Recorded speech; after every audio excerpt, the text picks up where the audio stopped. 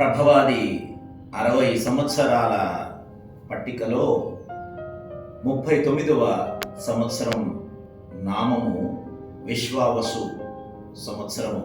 విశ్వావసు అంటే అష్టవసువులతో సంధించబడి బంధించబడి అనుబంధించబడినటువంటి విశేషమైనటువంటి కాలము అని అర్థం.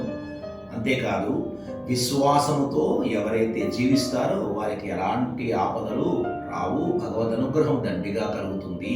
భగవద్ విశ్వాసంతో జీవిద్దామని చిన్న తమాషాగా అర్థం కూడా చెప్పుకోవచ్చు. ఈ ఉగాది సందర్భంగా మనందరం కూడా షడ్రుచులతో ప్రసాదం తీసుకుంటాము. అంటే అన్ని రకాల రుచులు కలయికనే జీవితం అని తెలుసుకోవాలి అని పెద్దవాళ్ళు చెప్తారు. ఎన్నెన్నో పేర్లతో ఉగాదిని మనం చేసుకుంటాం ఎన్నో రాష్ట్రాలలో. రాష్ట్రం ఏదైనా సంప్రదాయం ఒకటే, ఆ నూతన సంవత్సరాన్ని ఒక పర్వదినంగా చేసుకోవడం. ఉగా అంటే నక్షత్రము, ఉగాది అంటే నక్షత్ర గమనానికి సంబంధించినటువంటి విశేషము అని అర్థము. ఆ షడ్రుచులతో తీసుకుంటున్న ప్రసాదముతో ఒక శ్లోకాన్ని మనం చెప్పుకోవాలి ఈరోజు.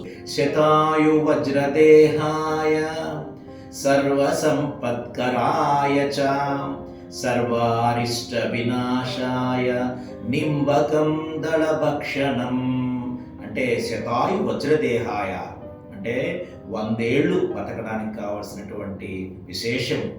వజ్రదేహాయ అంటే వజ్ర సదృశమైనటువంటి శరీరము, అంటే భౌతికమైన శరీరము. ఆయుష్ పెంచబడాలి అంటే ఏం చేయాలి? సర్వ సంపత్కరాయ చ అన్ని సంపదలు కలగాలి. సంపద అంటే కేవలం ధనం కాదు, అన్ని అష్టైశ్వర్యాలు ఉంటారు, అన్ని సంపదలు ఉండాలి. సర్వారిష్ట వినాశాయ అరిష్టాలు తొలగాలంటే ఏం చేయాలి అంటే నింబకం దళభక్షణం అంటే వేపాకుని తీసుకోండి అని. వేప ఆ చెట్టు నుంచి వచ్చే ప్రతి అంశము మన ఆయుర్వేదంలో ఆయుష్ని పెంచేదిగా చెప్తారు. అలాంటి ఆయుష్ని పెంచబడేదిగా ఈ వేపని మనం ప్రసాదంగా తీసుకుంటాం. ఆ చేదుతో పాటు తీపి, వగరు, పులుపు, కారము, తర్వాత ఇలాగా 6 రుచులు మనం తీసుకుంటాం. ఆ షడ్రుచోపేతమైనటువంటి ఆ షడ్రుచులతో మిళితమైనటువంటి ఉగాదిని మనందరం తప్పక చేసుకుందాం. సమస్తలోక సుఖినోభవంతో అనే మంత్రాన్ని చెప్పుకుందాం. అందరినీ ప్రేమించు, అందరినీ సేవించు అనే ఆలోచన చేద్దాం.